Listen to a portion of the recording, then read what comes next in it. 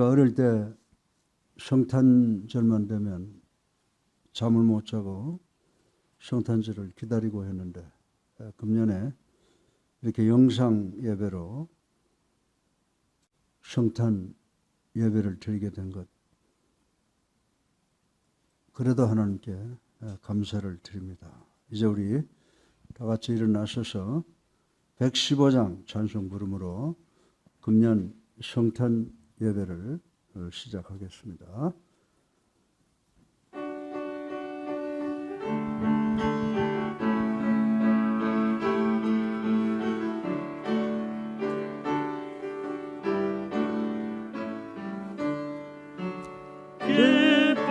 구주 오셨네.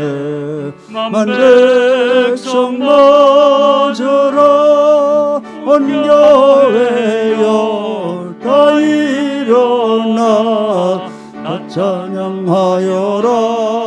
다 찬양하여라. 다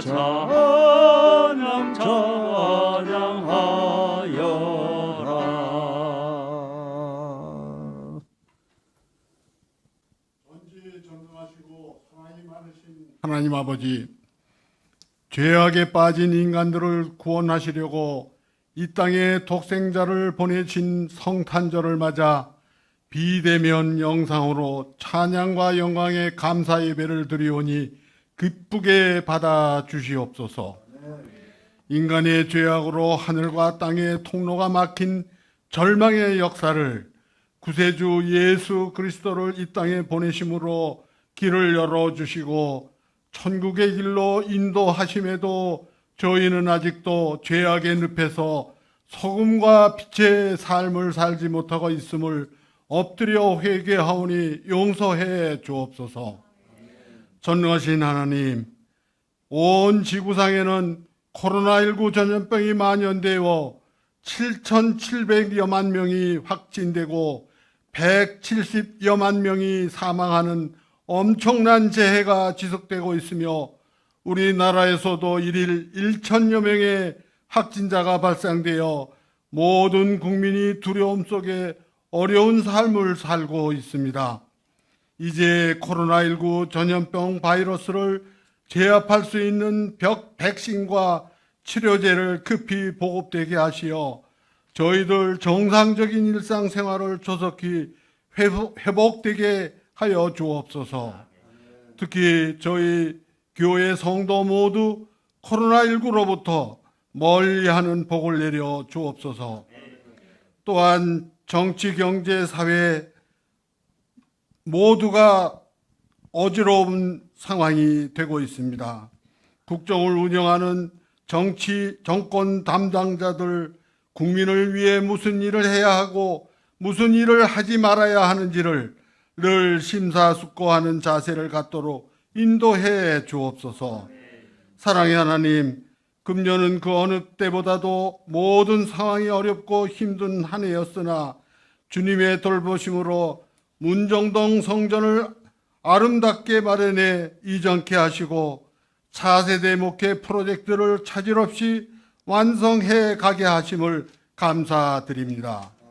42년 전 예수 사랑교회를 세우고 여기까지 오게 한 주의 종 이강평 담임 목사님 영육간에 강건케 하시어 맡기신 예수 사랑교회와 서울기독대학의 부흥 발전을 이루게 하시고 우리 교회가 주님 주신 사명 잘 감당하도록 인도해 주옵소서.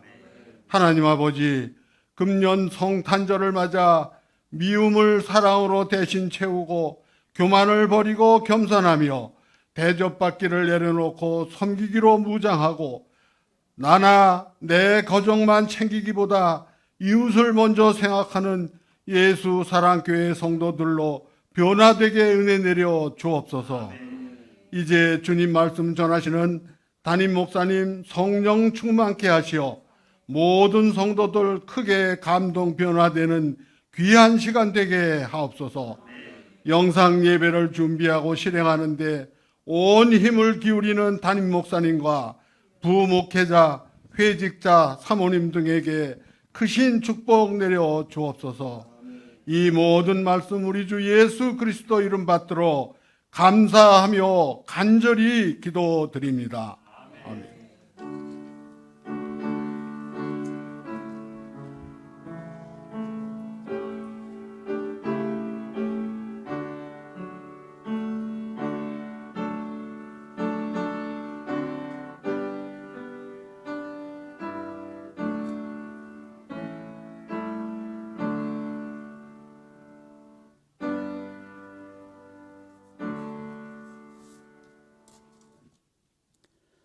교회 소식과 환영은 우리 광고 뒤편에 있습니다. 참고로 하시고 이제 우리 다 같이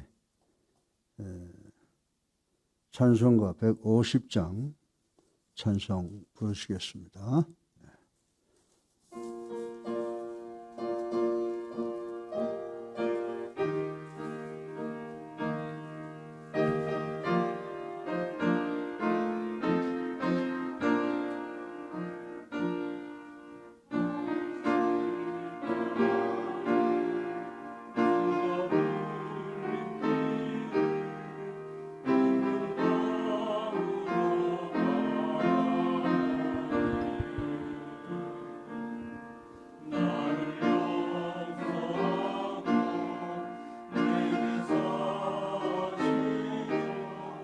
주가 흘리신 보혈이라 죄와 성례를 얻기까지 주의 십자가 사랑하리 이난 멸류관 받기까지 험한 십자가 붙들겠네. 이제 우리 다 같이 신앙 고백 하시겠습니다. 이 신앙 고백할 때 우리 각 가정에서 영상 성탄 예배에 참석하시는 모든 분들 함께 신앙 고백하시고 성찬 주님의 만찬을 준비하셔서 함께 참여하시는 시간 되기를 간절히 바랍니다. 이제 우리 다 같이 신앙 고백하시겠습니다. 전능하사 천지를 만드신 하나님 아버지를 내가 믿사오며 그 외아들 우리 주 예수 그리스도를 믿사오니 이는 성령으로 잉태하사 동정녀 마리아에게 나시고 본디오 빌라도에게 고난을 받으사 십자가에 못 박혀 죽으시고 장사한 지 사흘 만에 죽은 자 가운데서 다시 살리시며 하늘에 오르사 전능하신 하나님 우편에 앉아 계시다가 저리로서 산 자와 죽은 자를 심판하러 오시리라. 성령을 믿사오며 거룩한 공예와 성도가 서로 교통하는 것과 죄를 사하여 주시는 것과 몸이 다시 사는 것과 영원히 사는 것을 믿사옵나이다. 아멘. 살아계셔서 우리의 삶을 주관하시고 우리의 화복을 주관하시는 하나님 아버지, 성탄을 맞이해서 찬양과 영광과 존귀를 올립니다. 저희들 하나님의 자녀답게 살겠다고 결단하지만 많은 죄를 저질렀음을 아버지 앞에 고백하고 용서받기를 간절히 바랍니다. 용서하여 주셔서 하나님과 우리 사이를 가로막고 있는 모든 죄악의 담을 다 허물어버리는 역사가 일어날 수 있도록 축복하여 주시옵소서. 갈보리 언덕 십자가와 주님의 보혈, 그 사랑 그 은혜 감사 또 감사드립니다. 오늘 우리가 이것을 먹고 마시는 것을 통해서 예수 그리스도의 죽음과 장사 지냄과 부활을 그리고 재림을 기념하는 예식이 되게 하여 주셔서 저희에게 하늘 소망을 갖는 기쁨을 허락하여 주시옵소서. 대속의 은총과 성령 임재의 은총과 재림의 은총을 믿고 기다리는 저희들 되게 하여 주시옵소서. 이제 이 떡과 잔을 들어 축사드리오니 이 떡과 잔을 거룩되게 구별시켜 주시고 이 떡과 잔에 참여하는 자들로 하여금 예수 그리스도의 죽음과 부활에 동참하는 축복이 있게 하여 주시옵소서.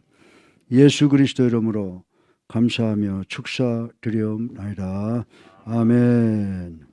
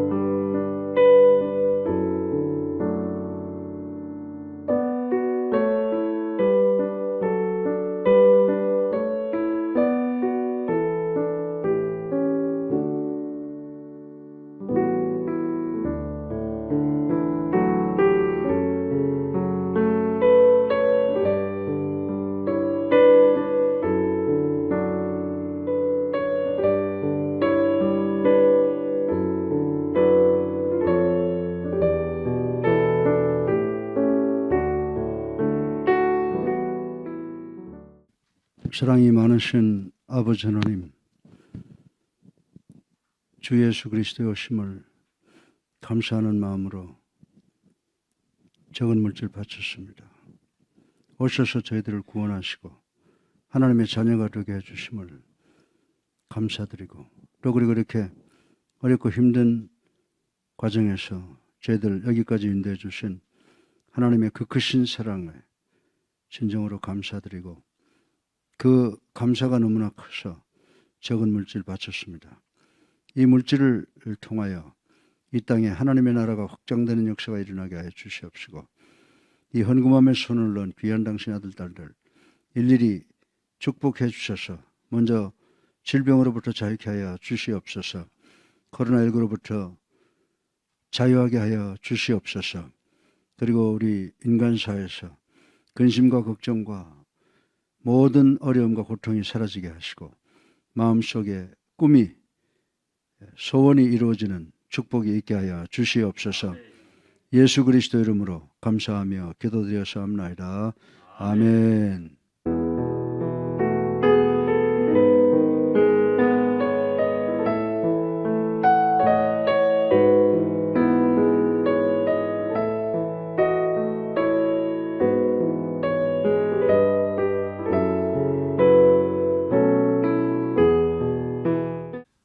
오늘 주시는 성경 말씀은 구약 성경 미가서 5장 2절입니다.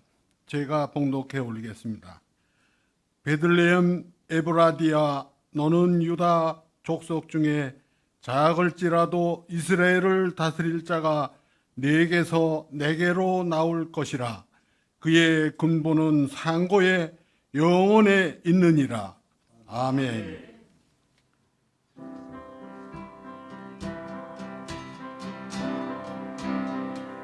거룩한 밤 별빛이 찬란하다.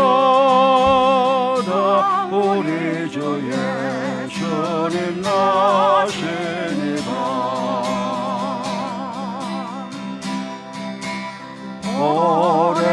오랫동안 죄악에 얽매여서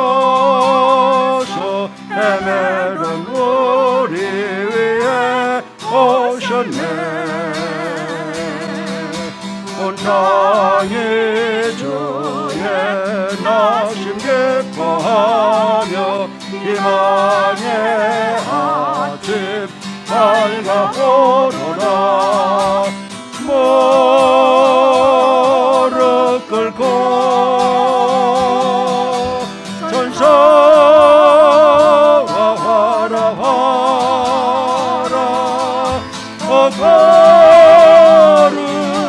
거룩하고 주님 탄생하신 밤 예언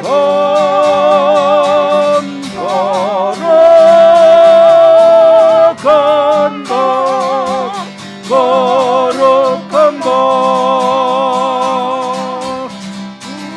우리 모두 믿음의 빛을 따라 그 앞에 감사히 나아가세. 동방박사 별빛의 인도 따라 전하신 베들레헴 찾았네. 만왕의 왕이 이 땅에 오셔 우리의 전쟁 친구 되시네. 우리들의 연약함하신 주님 다 경배하라. 만왕의 왕주님께 예언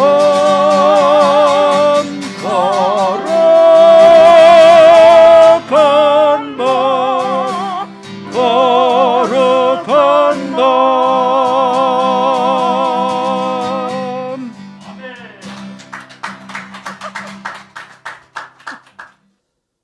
우리 다 같이 앞뒤에 불 보시고 메리 크리스마스 인사합시다.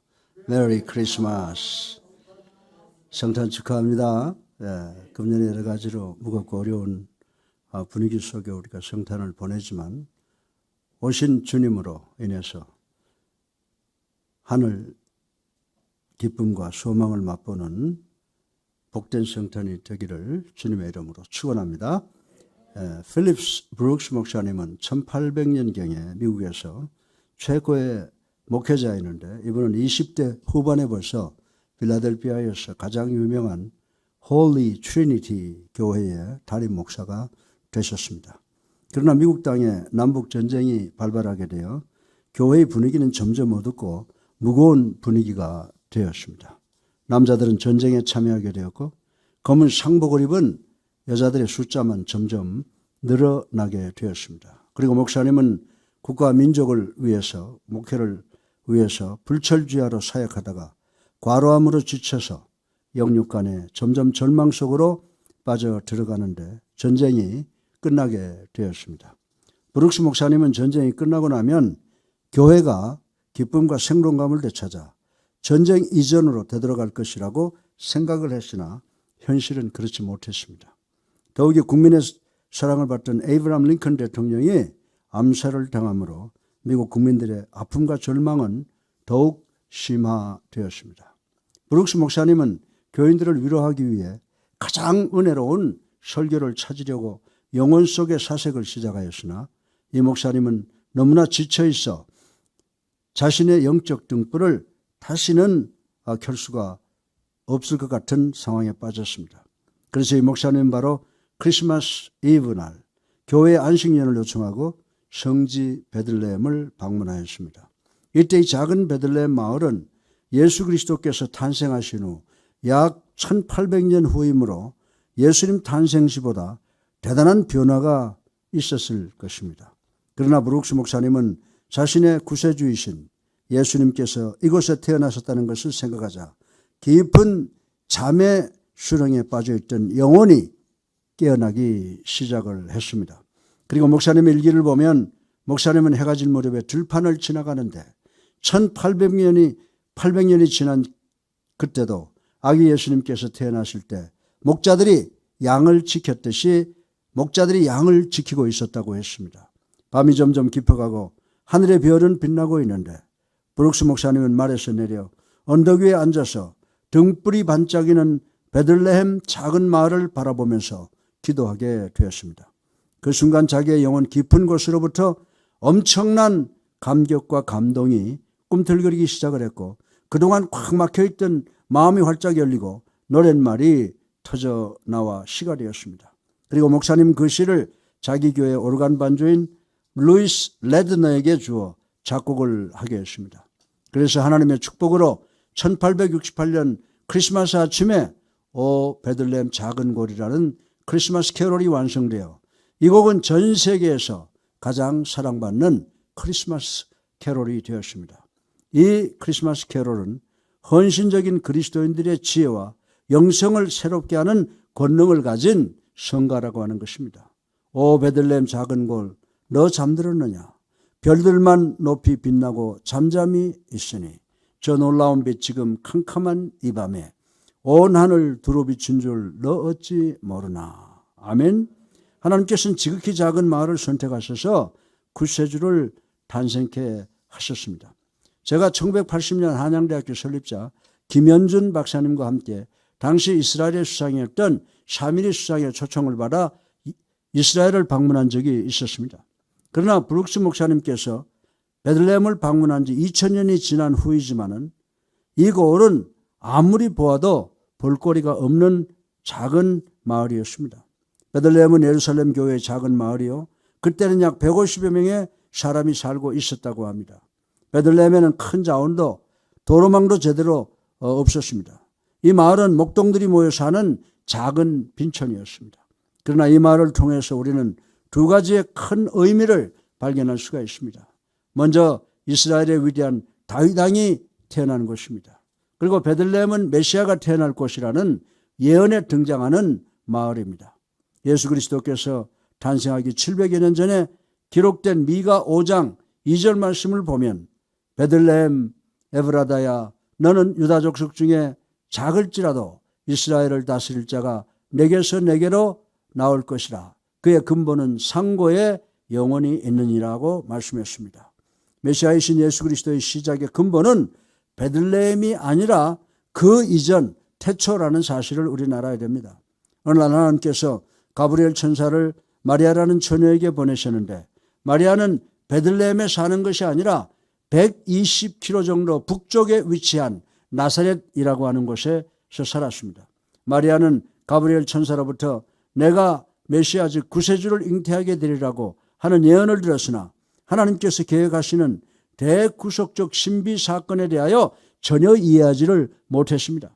따라서 저는 그 당시 가브리엘 천사는 마리아가 나사렛에 살고 있는데 어떻게 베들레헴에 가서 아기를 낳을 수 있을까를 의아하게 생각했을 것이라고 생각을 해보았습니다. 그래서 어쩌면 가브리엘 천사가 앞으로 무슨 일이 생기나를 성령의 역사로 아기를 잉태한 동정녀 마리아를 계속해서 주시해 보았을 것이라고 생각해 볼 수가 있었습니다. 6개월이 지납니다. 7개월이 지납니다. 8개월이 지납니다. 그러나 마리아는 베들레헴 근처로도 갈 기미가 보이지 않습니다. 그래서 이 천사는 자 이제 어떻게 마지막 남은 퍼즐을 맞출 것인가를 고민을 했을 것입니다. 그러나 누가복음 2장 1절에 보면은 그때에 가이사 아구스토가 영을 내려 천하로 다 호적하라 하였으니라고 하는 말씀이 기록이 되어 있습니다. 그 당시 로마의 황제 가이사 시저는 세금을 더 거두려 했습니다. 정치하는 사람들은 언제나 효과적인 모금을 위한 새로운 방법을 모색하고 있습니다. 제가 오래전에 한양대학에 재직하고 있을 때 국세청으로부터 제가 세금을 더 냈다는 편지와 35만 원짜리 우편함을 보내왔습니다. 저도 속물군성이라서 공짜 돈이 들어오니 기분이 꽤 좋더라고요. 저는 제 안에 모르는 눈먼 용돈이 생겼다고 아이고 이게 웬 떡이냐라고 기뻐했습니다. 그런데 약 6주 후에 국세청으로부터 또 하나의 편지를 받았는데 자기네들의 실수로 잘못 계산해서 35만 원을 더 보내주었다고 하는 것입니다. 그래서 지금 저는 36만 원을 국세청에 빚을 줬다고 하면서 35만 원을 되돌려달라고 했습니다. 그리고 더 나가서 저는 세금 정산을 늦어서 더 받은 것에 세금 3,600원과 벌금 360원까지를 다 합해서 낸다고 하는 것입니다. 저는 저들의 잘못이었으나 저는 그 편지를 받고 분통이 터졌으나 절제를 했습니다. 여러분 제가 어떻게 했을 것이라고 생각을 하십니까? 여러분이 이런 경우에 할 수 없이 세금과 벌금을 납부하듯이 저도 납부하고 말았습니다. 그러나 저는 이 케이스를 제 설교의 한 사례로 사용할 수 있으므로 지금 생각하면 별로 손해가 난 것이 아니라고 생각이 됩니다.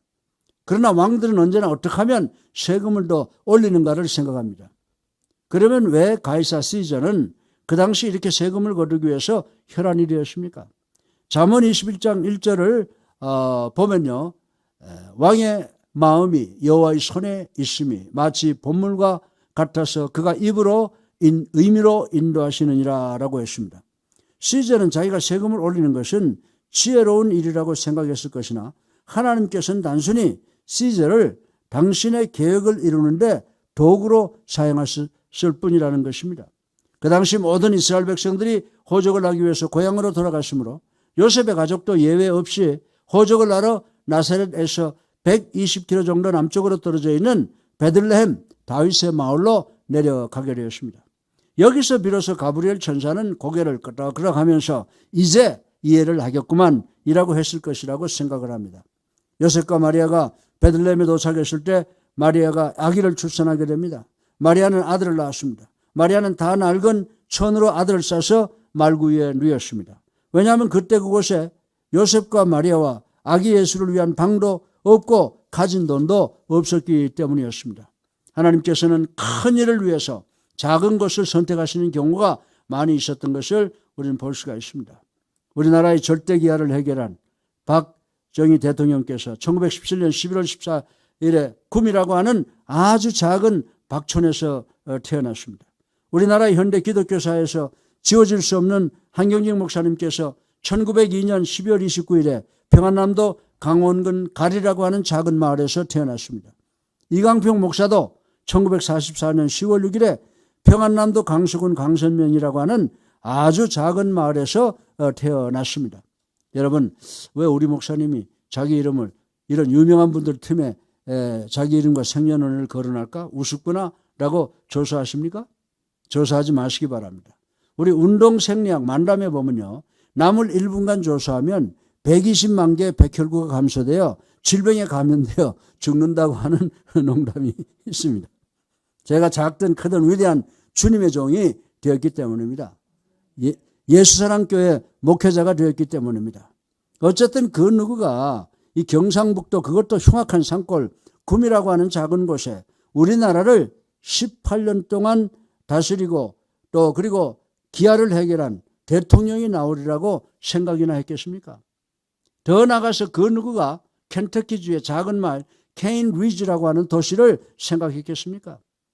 1800년 초반에 1900년 초반에 바튼 W. 스톤이라는 장로교 목사님이 이곳에 와서 부흥 집회를 열었는데 3만 명이나 모였다고 하는 것입니다. 이 당시 켄터키와 테네시 그리고 일리노이주의 주민이 약 6만 명이 조금 넘었다고 하니 이 작은 케인 리지라고 하는 마을에 모인 3만여 명은 켄터키주, 테네시주, 일리노이주에서 모인 사람들이라고 볼 수가 있습니다. 이 부흥 집회가 오늘 우리 그리스도의 교회와 무슨 관계가 있는지 여러분들 아십니까? 이 집회에 참석한 모든 교파들의 성도와 지도자들이 자신들의 교리와 헌장을 버리고 오직 성경으로 돌아가자, 초대교회로 돌아가자는 환원운동이 바로 이곳에서 태동되었기 때문인 것입니다. 그리고 조금 후에 버지니아 쪽에서 일어난 알렉산더 캠블과 타마스 캠블의 성경만이 그리스도인들의 지침이며 오직 그리스도만이 존재한다는 그리스도의 교회 운동과 연합하여 미국의 기독교 중에서 가장 빠르게 성장한 교회가 된 것입니다. 그런데 조금 오래된 통계이지만 2002년 10월에 뉴욕타임스 보고에 의하면 90년대에 미국에서 가장 빠르게 성장하고 그리고 가장 건전한 교회가 그리스도의 교회인데 연간 12% 성장이 넘었다고 하는 보도가 있었습니다. 할렐루야. 예. 이 결과는 아주 작은 박천이었던 켄터키주의 케인 리지에서 시작된 작은 운동이었다고 하는 것입니다. 너 적은 골 베들레헴아 내게서 온 세상을 위한 구세주 예수가 탄생하리라라고 하셨습니다. 하나님께서는 작은 마을을 선택하셨고 역시 아주 보잘것없는 시골 남녀를 선택하셨습니다. 예수 그리스도께서 인간의 시각으로 보잘것없는 마리아라는 시골 처녀를 통해서 이 땅에 오셨다고 하는 것입니다. 아마 이때 가브리엘 천사는 참으로 놀라운 사건을 보았을 것이라고 생각할 수가 있습니다. 요한복음 1장 46절에 나다나엘 같은 사람은 나사렛에서 무슨 대단한 것이 나오겠느냐라고까지 폄하를 했습니다. 요셉은 목수였고 목수는 그 당시 노동자 계급에 속하는 사람이었습니다. 마리아와 요셉은 대단히 가난했습니다. 그래서 그들은 새로 태어나는 아기를 위해서 매사를 전략하고 아껴야 했습니다. 그들은 앞으로 태어날 아기를 위해서 희생제물로 양을 드려야 되는데 그럴 여유가 없었습니다. 그래서 어린 비둘기 한 쌍을 바쳤습니다. 이는 레위기 5장 7절을 보면은 제물 중에서 가장 싼 것이라고 기록이 되어 있습니다. 저는 여러분도 마리아를 가정주부로도 채용하기를 꺼려했을 정도로 너무나 어리고 미숙한 여자라고 생각을 합니다. 그럼에도 불구하고 우리 구주 되시는 예수 그리스도께서 마리아를 통해서 태어나셨다고 하는 것입니다. 마리아는 하나님에 의해서 하나님의 독생성자의 양육을 부여받은 특별한 여자로 선택되었던 것입니다.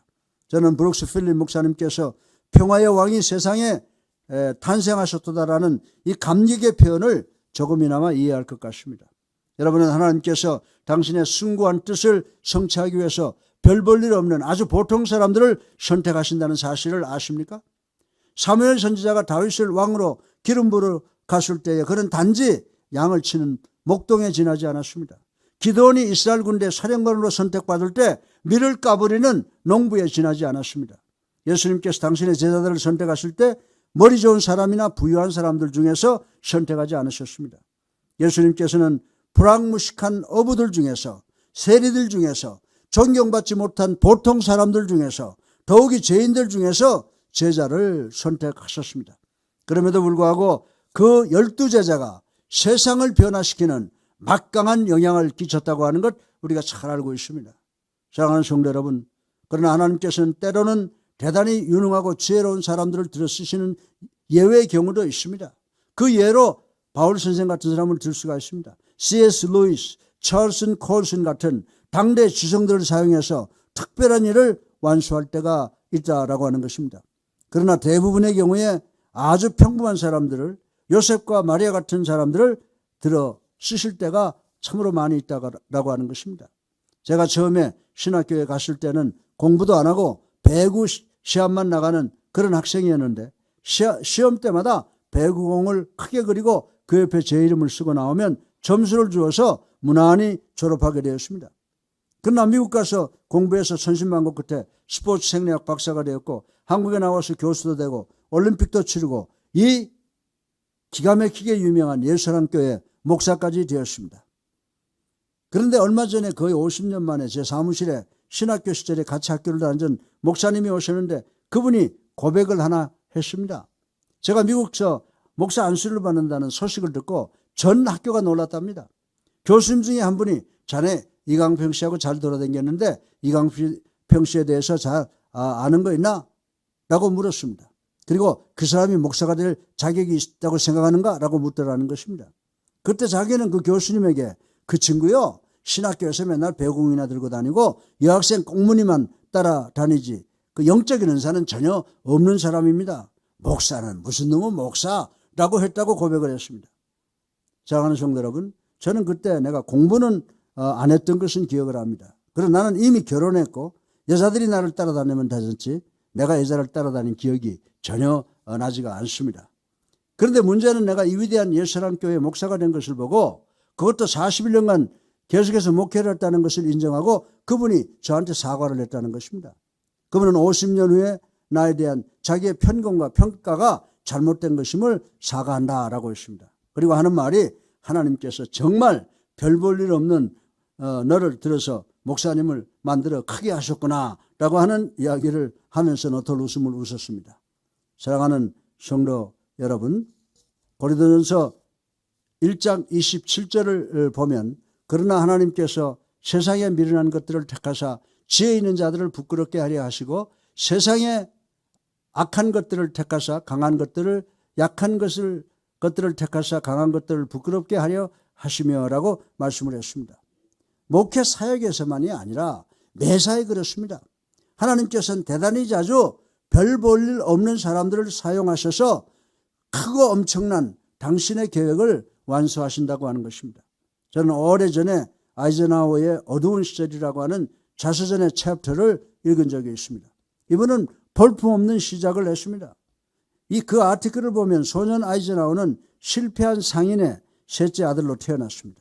아이젠하워가 웨스트포인트 미 육군사관학교를 선택한 유일한 이유는 공짜로 교육을 시켜주고 공짜로 먹여주고 입혀주고 재워주기 때문이다라고 고백을 했습니다.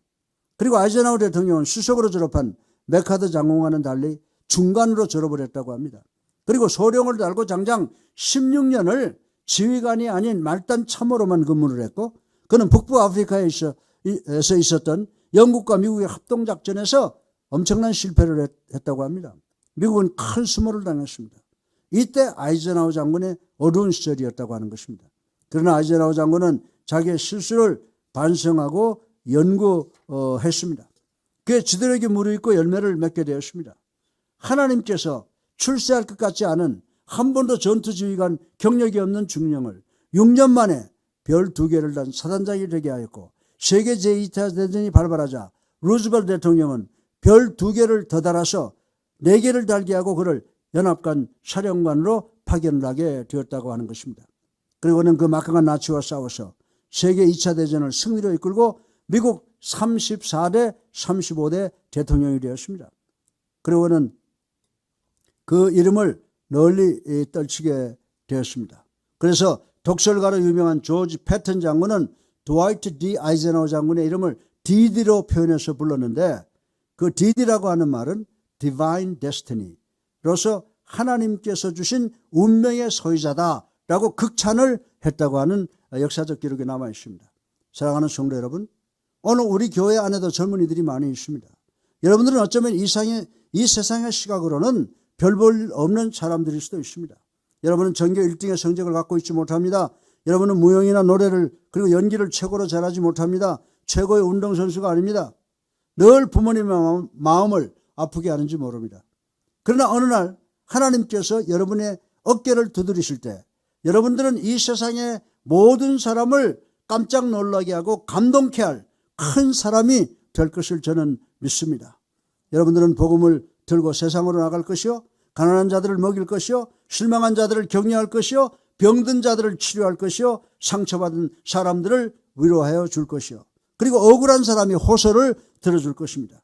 더 나아가서 세상은 여러분이 넘치는 하나님의 권능으로 위대한 정치가, 사업가, 과학자, 문화, 예술가, 종교인이 되어서 하는 큰 일을 보고 감동케 될 것이라고 저는 생각을 합니다.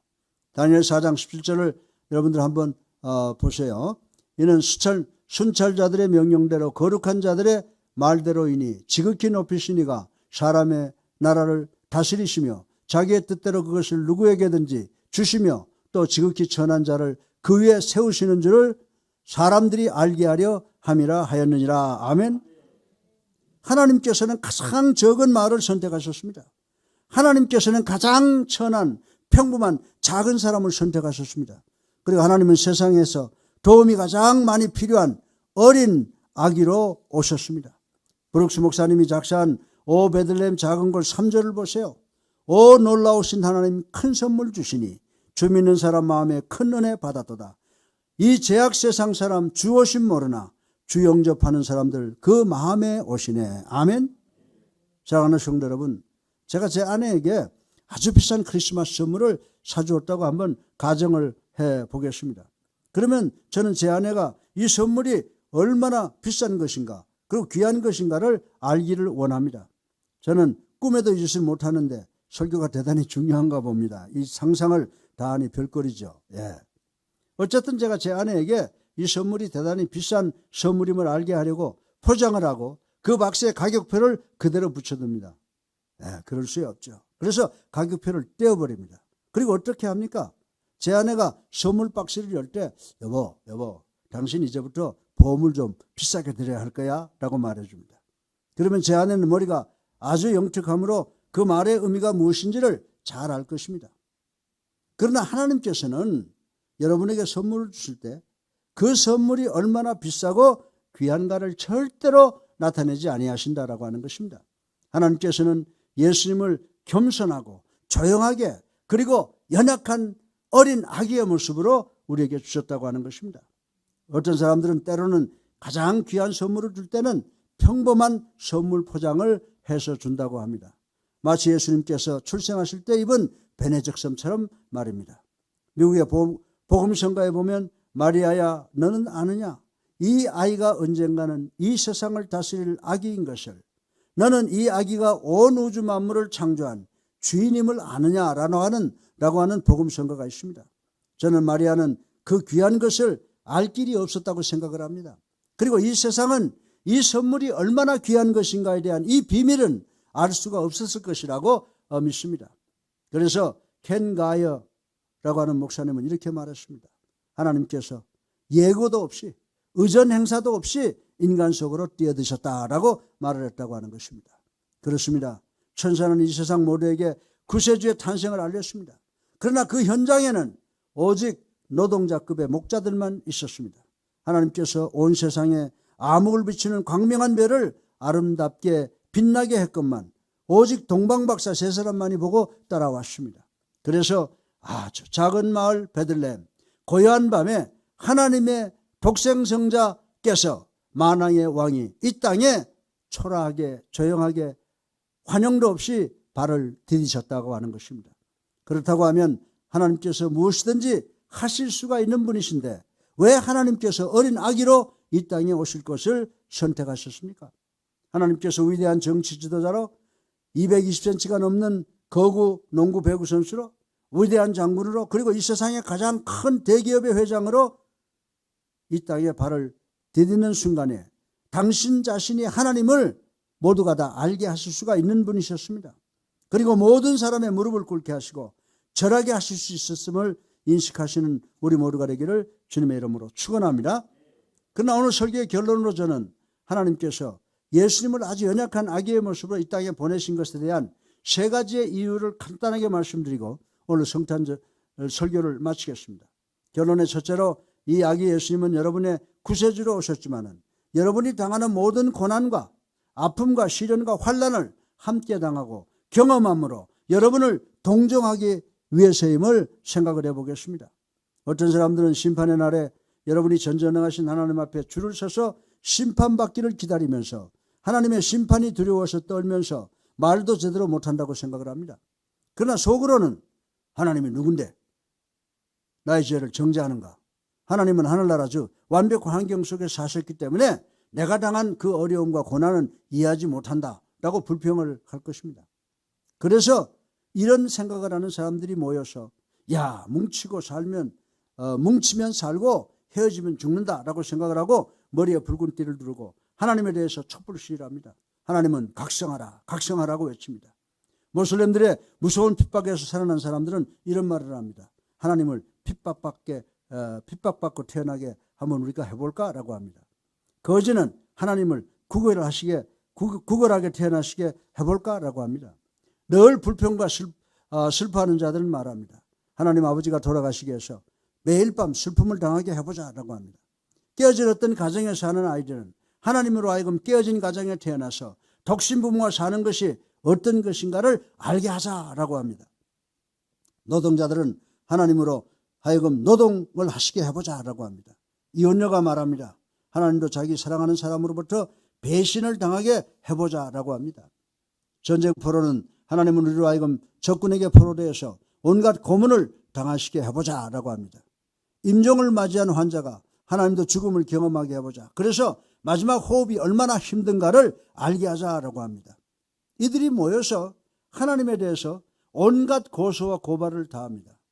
그리고 청중들은 그들은 그렇게 해보자라고 환호를 지릅니다. 그러나 여기에서 갑자기 절망의 신음소리가 들려옵니다. 왜냐하면 그곳에 모인 모든 사람들은 우리 구주 예수 그리스도는 하나님께서 이 모든 고난을 이미 다 마치신 것을 알았기 때문이라고 하는 것입니다. 예수님께서는 평범한 부모 하에 그것도 찢어지게 가난한 가정의 어린아기로 태어나서 인간이 당하는 모든 질병과 고통과 가난으로 온갖 고난과 아픔을 다 경험하신 것입니다. 그리고 십자가 사건 직전과 사건 당시 인간들에 의해서 온갖 수모와 아픔을 다 경험했습니다. 더 나아가서 십자가 위에서 돌아가심으로 죽음까지도 경험을 하셨습니다. 예수님께서 여러분이 경험한 모든 것을 이미 다 경험하셨고 이미 다 아시고 계십니다. 그래서 바울 선생은 히브리서 4장 15절에 우리에게 있는 대제사장은 우리의 연약함을 동정하지 못하실 이가 아니요 모든 일에 우리의 똑같이 시험을 받으신 이로되 죄는 없으시니라 라고 말씀을 했습니다. 예수님과 여러분과의 다른 점은 예수님은 이 세상에 오직 한 분 무죄하신 분이라는 사실을 명심하시는 여러분 되시기를 주님의 이름으로 축원합니다. 결론의 둘째로 하나님께서 어린아이로 이 세상에 오신 이유는 당신의 권능을 나타내시기 위함임을 생각을 해보겠습니다. 고린도후서 12장 9절을 보면 나에게 이르시기를 내 은혜가 내게 족하도다. 이는 내 능력이 약한 데서 온전하여 짐이라 하신지라. 그러므로 도리어 크게 기뻐함으로 나의 여러 약한 것들에 대하여 자랑하리니 이는 그리스도의 능력이 내게 머물게 하려 함이라. 아멘. 제가 처음 코치가 돼서 어린 나이에 창단 1년생들인 대신 중고등학교 선수들을 데리고 우승 후보인 남산공전 배구팀을 물리고 승리하여 일약 명감독으로 칭송을 받았던 적이 있습니다. 하나님께서는 별 볼 일 없이 보이는 존재들을 통하여 당신의 권능을 나타내신다라고 하는 것의 증거 중에 하나라고 말씀을 드릴 수가 있습니다. 아시 스프로는 큰 왕 작은 왕이라고 하는 크리스마스 단막 소설을 썼습니다. 옛날 아주 먼 날에 팔레스타인이라는 곳에 두 왕이 함께 살고 있었습니다. 한 임금은 약 70세 정도가 됐고 또 한 임금은 어린 아기였답니다. 큰 왕은 더럽고 부패했고 작은 왕은 순전했답니다. 큰 왕은 모든 권능을 다 가지고 있었고 작은 왕은 헐벗고 굶주렸답니다. 큰 왕은 화려한 궁전에 살았고 작은 왕은 마국간에 살았답니다. 큰 왕은 해도 왕이고 위대한 자라고 불렸습니다. 그러나 작은 왕은 아기 예수님이었고 종으로 불렸습니다. 큰 왕이 죽고 작은 왕은 예수님으로 성장했습니다. 그러나 지금 그 예수님은 왕중 왕으로 이 세상 만물의 주인으로 알려지게 되셨습니다 라고 하는 글을 썼습니다. 사랑하는 성도 여러분, 예수님의 아기 탄생은 당신의 권능을 나타내기 위함임을 명심하시는 우리 모두가 되기를 주님의 이름으로 축원합니다. 오늘 결론의 세 번째 마지막으로 예수님께서 아기로 오신 이유는 하나님께서 우리의 삶 속에서 정상으로 사시는 것을 보여주기 위함임을 생각해 보겠습니다. 우리는 하나님이 하나님으로 보이기 위해서 초자연적 현상을 일으키시기를 원합니다. 그래서 세상이 우리가 하나님의 자녀인 것을 보게 하기를 간절히 원한다라고 하는 것입니다. 그러나 하나님께서 겸손하게 조용하게 임재하셔서 우리 안에서 역사하시는 줄로 믿으시기를 주님의 이름으로 축원합니다. 엘리사는 하나님은 광풍과 같이 불과 같이 역사하시는 무서운 분이라고 생각을 했으나 하나님은 이런 분이 아니셨습니다. 하나님께서는 우리에게 작은 속삭임으로 역사하십니다. 일반적으로 하나님은 우리가 알지 못하게 우리 주변에서 역사하신다라고 하는 것입니다. 저는 제가 잘 아는 분인데 지금은 돌아가시고 계시지 않습니다만은 자기가 예수 믿게 된 경험을 죽기 전에 간증하는 것을 들은 적이 있습니다. 이분들의 삶은 유산을 너무너무 많이 받아서 매일 칸츄리 클럽으로 전전하면서 골프만 치면서 살았다고 합니다. 그들은 예수 믿게 되었고 예수를 믿고 나서도 옛날의 습관대로 칸츄리 클럽 중심으로 살았답니다. 토요일 밤 칸츄리 클럽에 가서 늦게까지 파티를 하곤 했답니다. 그리고 주일 아침이 되면 교회 예배 시간을 맞추기 위해서 허겁지겁 교회로 달려오고 했답니다. 그러나 그들이 교회 오면 올수록 찬송이 즐겁고 하나님의 말씀이 꿀송이처럼 달고 교회에 있는 시간이 즐겁더랍니다. 그런데 어느 날 그분의 아내가 난 이제는 토요일 밤 늦게까지 클럽에 있지도 않을 것이고 가지도 않을 것이라고 선포했습니다. 얼마 후에 그 남편은 하나님께서는 우리 삶에 이렇게 역사하셨습니다라고 하면서 하나님은 대단히 조용하게 점진적으로 역사하시고 말씀하십니다. 그래서 하나님께서 하신 것을 마치 우리들의 아이디어인 것처럼 우리가 행한 것처럼 오해하게 하십니다라고 말을 했습니다. 오 놀라우신 하나님 큰 선물 주시니 주 믿는 사람 마음에 큰 은혜 주셨네. 아멘. 그러나 이 제약된 이 세상에서 우리는 아직도 주님을 받아들이고 있습니다. 그리스도 예수님께서 여러분 안에 들어오십니다. 어떤 부인이 매년 정말로 크리스마스를 기대하고 크리스마스의 기쁨을 사람들에게 전하는 분이 있었습니다. 그러나 한 달 전에 그녀는 크리스마스를 기대할 수가 없었습니다. 왜냐하면 크리스마스 며칠 후에 큰 암덩어리 수술을 계획하고 있었기 때문이었습니다. 그런 두려움을 털어버리려고 노력했습니다. 그 순간 이분은 크리스마스 때 산타클로스 할아버지와 사진을 찍었으면 좋겠다고 생각을 했답니다. 그리고 그 사진을 자기 남편과 자녀들에게 마지막 유산으로 남겨주려고 했다고 했습니다. 그래서 이번은 크리스마스 전 어느 오후에 백화점을 갔습니다. 거기서 산타클로스 할아버지를 만났고 사진을 찍자고 부탁을 했습니다. 그분은 즐겁게 그렇게 하자고 했습니다. 사진을 찍었습니다. 그런데 그 산타클로스 할아버지가 이 부인에게 이 크리스마스 선물로 무엇을 원합니까? 라고 물었습니다. 이 부인은 순간적으로 산타 할아버지, 나는 크리스마스가 지나면 이제 죽을지 모르는 수술해야 됩니다. 난 모든 수술이 잘 되어 신속한 완쾌를 바랍니다. 라고 했습니다. 그리고 나서 이 부인은 자기가 자기 개인적 문제를 잘 모르는 사람에게 털어놓은 것에 놀라게 되었다고 했습니다. 그 순간 그 산타 할아버지는 그 부인의 눈을 바라보면서 내가 부인의 조속한 완쾌를 위해서 기도하겠습니다. 라고 했습니다. 이 부인은 그 산타 할아버지의 진실한 모습에 울기 시작을 했답니다. 그 위로가 바로 그 순간 이 부인에게 있어서 가장 필요한 것이었다고 하는 것입니다. 사랑하는 성도 여러분, 우리는 때로는 큰 것이 문제가 아니라 우리 삶 속에 작은 것이 귀할 때가 많이 있다는 사실을 우리는 성탄을 맞이해서 꼭 깨달아야 될 줄로 믿습니다. 그것은 우리가 믿고 의지할 수 있는 관계라고 하는 것입니다. 값비싼 선물이 아닙니다. 어떤 사람이 당신을 위해서 기도하겠습니다. 어떤 사람이 여러분에게 보내는 겸손의 이 위로의 말 한마디라고 하는 것입니다. 여러분의 자녀에게 누가복음에 있는 크리스마스 스토리를 읽어줄 때입니다. 예수님의 생일 축하곡, 생일 축하 노래를 부르면서 선물을 주는 것입니다. 그리고 여러분의 이웃을 초청해서 복음을 전하는 순간이라고 성경은 우리들에게 이야기를 해주고 있습니다. 이 노래말을 지은 브룩 목사님은 여러분이 고통의 삶을 인내하고 있을 때, 인생에 대한 엄청난 의미가 되살아나게 될 때 소망의 동이 트게 된다라고 전하고 있습니다. 오늘 이 설교를 마치기 전에 다시 한번 여러분에게 말씀을 드립니다. 하나님께서는 조용하게 인내를 가지시고 여러분의 삶 속에서 역사하심을 믿는 성탄이 되시기를 주님의 이름으로 축원합니다. 여러분이 하나님의 역사는 천둥번개같이 치고 하늘로부터 큰 음성이 들려오기를 원하면 여러분 오래오래 기다려야 할 것입니다. 그리고 하나님께서 그렇게 하실 수 있으나 하나님께서 항상 그렇게 하시지 않습니다. 하나님께서는 조용하게 여러분의 귓전에 미세한 음성으로 속삭이시는 줄로 믿으시기 바랍니다. 오늘 성탄의 아침 하나님께서 여러분의 어깨를 가만히 두드리십니다. 하나님께서 여러분의 귀에 대고 속삭이는 그 음성을 들으시기를 주님의 이름으로 축원합니다. 그리고 주님이라고 순종하시는 여러분 되시기를 주님의 이름으로 축원합니다. 하나님의 생각은 우리의 생각과 다릅니다. 하나님의 뜻은 우리의 뜻보다 훨씬 더 높습니다. 하나님께서 여러분을 용서와 축복으로 인도하시는 줄로 믿으시기 바랍니다. 하나님께서 보잘것없는 작은 무능한 우리들을 통하여 하나님의 큰 목적을 성취하시고 우리들을 영생으로 인도하심을 오늘 특별히 2020년 이 어렵고 힘든 성탄의 아침 시간에 이 사실을 꼭 믿어서 어려움을 다 극복하시는 여러분 되시기를 주님의 이름으로 축원합니다. 사랑이 많으신 아버지 하나님, 찬양과 영광과 존귀를 올립니다. 회개합니다. 감사합니다.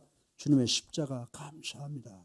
십자가를 통하여 우리의 원죄가 해결되고 보혈을 통하여 우리의 자범죄가 해결되는 그 놀라운 은혜를 주신 것을 감사합니다. 아버지 하나님, 그럼에도 불구하고 우리 인간들은 점점 하나님의 곁을 떠나가고 하나님을 폄하하고 하나님을 무시하고 살아가고 있습니다. 그 대가를 오늘 받고 있는 줄로 믿습니다. 아버지 하나님, 우리 모두가 사무엘이 이스라엘 백성들에게 미스바에 나와서 영적 대각성을 인도했던 것처럼 우리 이제 모두가 다 하나님께 나와서 영적 대각성을 일으키는 운동이 우리 그리스도인들 사이에 일어나게 하여 주시옵소서. 그리하여 오늘 우리 대한민국이 당하고 있는 이 지구가 당하고 있는 모든 이 어려움과 고통이 예수 그리스도의 능력으로 이제 사라져가는 역사가 일어날 수 있도록 하나님 축복하여 주시옵소서. 이 나라를 이끌어가는 정치 지도자들, 아버지 참으로 여호와를 경외하고 여호와의 들을 지키는 것이 무엇인지 깨닫는 자들 되게 하여 주셔서 우리 국민들 아버지 참으로 평안하게 살아갈 수 있는 이 나라로 만들 수 있는 자각이 있게 하여 주시옵소서. 자비 많으신 아버지 하나님, 우리 교회를 하나님은 이 우주를 창조하실 때 정말 이 교회와 그리고 우리 가정을 만들어 주셨습니다. 아버지 하나님, 우리 교회로 하여금 41년 동안 복음을 전하게 해주신 것 감사합니다. 예수 그리스도의 재림까지 아버지 맡아주셔서 복음을 전하는 우리 교회가 되게 하여 주시옵소서. 또한 아버지 하나님, 우리 가정을 축복해 주셔서 우리 어린 자녀들 아름답게 성장하게 하시고 학업에서 성공하게 하시고 직장에서 머리되게 하시고 그리고 아버지 하나님, 우리 사랑하는 성도들, 자영업하는 사람들 하나님께서 지혜 주셔서 저들이 만지는 것 30배, 60배, 100배, 1000배, 1000배로 늘어나게 하여 주셔서 넘치는 곳간을 통해서 이 교회의 미래 목회 사역을 책임지는 저들이 될 수 있도록 하나님 축복하여 주시옵소서. 우리 교회가 아버지 연만해져 가서 노안으로 질병으로 부상으로 고통당하는 자들이 있습니다. 아버지 하나님, 저들을 축복해 주셔서 나사렛 예수 그리스도 이름으로 안수하셔서 사탄 질병 7길로 도망가는 역사가 일어나게 하시고 이제 질병으로부터 나와서 하나님께 영광이요 우리 모두에게 기쁨이 되는 저들 될 수 있도록 하나님 축복하여 주시옵소서. 자비 많으신 아버지 하나님, 우리 교회 예수 그리스도께서 재림하실 때까지 아버지 참으로 복음을 전하는 교회가 될 수 있도록 축복하여 주시옵시고 우리 교회 좋은 아버지 목회자들 장로 권사 집사를 주셔서 기름 부으셨습니다.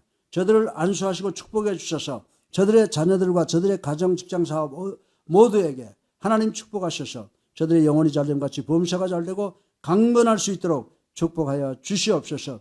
그리하여 우리 성도들을 천국 순례길에서 한 사람도 탈락됨이 없는 아버지 성도들 될 수 있도록 최선을 다해서 겸손하게 섬기는 우리 지도자들 될 수 있도록 하나님 축복하여 주시옵소서. 우리 교회 아버지 교육기관, 선교기관 그리고 구역 찬양대 찬양팀 앙상블을 주신 것을 감사합니다. 아버지, 그리고 선교사를 세상까지 보내게 하신 것 감사합니다. 이 모든 것을 통하여 구원을 완성시키게 도와 주시옵소서. 자비 많으신 아버지 하나님, 그리고 재림, 예수 그리스도의 재림을 맞이하는 우리 교회가 될 수 있도록 하나님 축복하여 주시옵소서. 간절히 기도합니다. 서울기독대학교 이제 마지막에 있습니다. 하나님 축복해 주셔서 사탄 떠나게 하여 주시옵시고 이 학교를 통해서 하나님의 종들을 만들어내는 선지동산이 되어서 작지만 강한 대학으로 하나님께 영광을 돌리고 우리에게 큰 기쁨과 자부가 되는 학교가 되게 하여 주시옵소서. 자비 많으신 아버지 하나님, 우리 사랑하는 성도들 이번 성탄 주일을 맞이해서 하나님께서 이 땅에 오신 여러 가지 의미를 다 느끼고 생각하고 깨달아서 하나님께 영광이요 우리 모두에겐 큰 기쁨이 되는 우리 교회가 될 수 있도록 축복하여 주시옵소서. 예수 그리스도 이름으로 감사하며 기도드렸사옵나이다. 아멘. 할렐루야. 이제 우리 다 같이 일어나셔서 120장 오 베들레헴 작은 골 찬송 부르시고 축도하심으로 성탄절 예배를 마치겠습니다.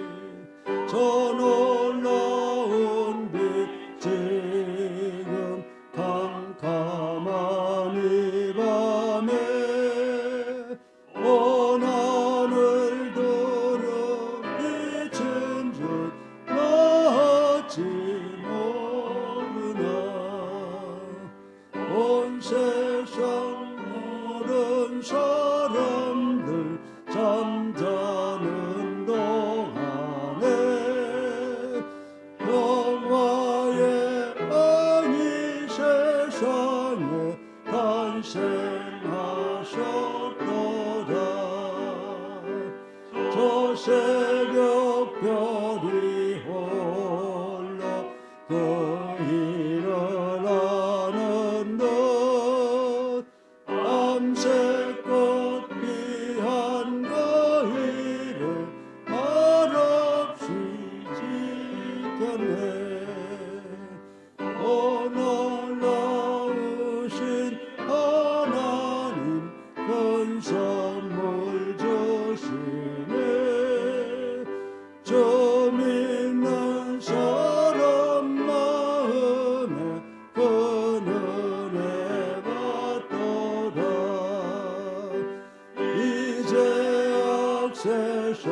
사람 저 허심 모르나 저 영접하는 사람들 그 맘에 오시네 오 베들레헴 예수님 내 맘에 오셔서 내 죄를 거두사하고 늘 함께 하소서 저 천사들의 소식 나 기뻐 들으니 오 임마누엘 예수님 내 맘에 오소서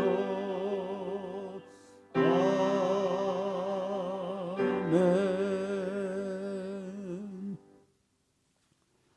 이제는 우리 주 예수 그리스도의 은혜와 하나님의 무한하신 사랑과 성령님의 감화 감동 교통하심이 성탄 아침 예배를 통해서 저희들 인생 끝나는 날까지 오직 하나님의 영광만을 위해서 겸손한 삶을 살겠다고 결단하고 돌아가는 성도들 머리 위에 이제로부터 영원까지 함께 하시옵기를 예수 그리스도 이름으로 간절히 축원하옵나이다. 아멘.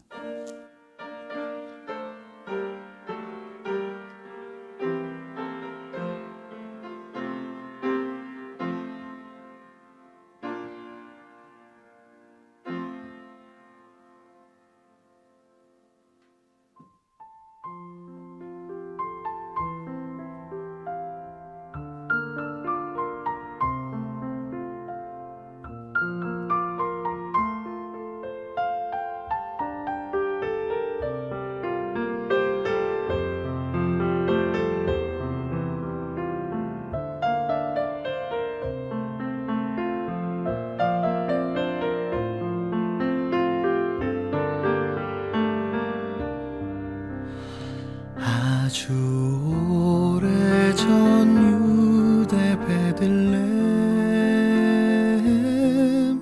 별이 빛나는 밤에 우리 아기 예수 나셨죠. 세상은 고이 잠들었고 주의 영광이 온 하늘에 미천한 구유 위에 잠들어 낮은 모습으로 오신 예수 그의 백성 구원하실 어여쁜 아기 평화로이 자네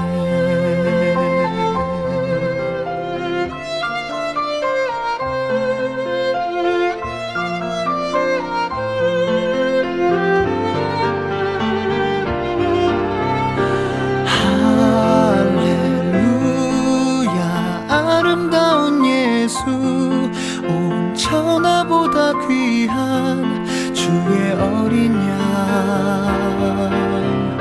찬미하세 별이 빛나는 밤에 이 세상 어느 것보다 어여쁜 아기 예수 찬양